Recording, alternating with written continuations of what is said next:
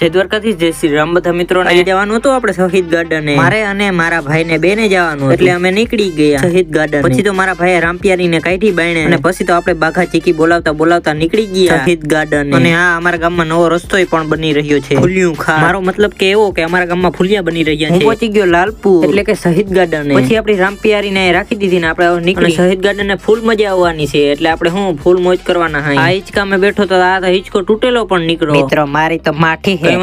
વાંધો નહીં આપણે આવી ગયા બીજા હિસકે હિસકવા માટે મિત્રો એમાં કઈ મૂંઝાવાનું ના હોય અને ભાઈ અહીંયા હિચકવાની મજા આવતી હતી નેક્સ્ટ લેવલ ની તમને આ સીડી દેખાય તો મારે અહીંથી લહરવાનું હે પ્રભુ હે હरि राम कृष्ण जगन्नाथ हम प्रेमनम ये क्या हुआ कलम पे पानी आ गया गाम छबी खुल गया हमारा मेंटी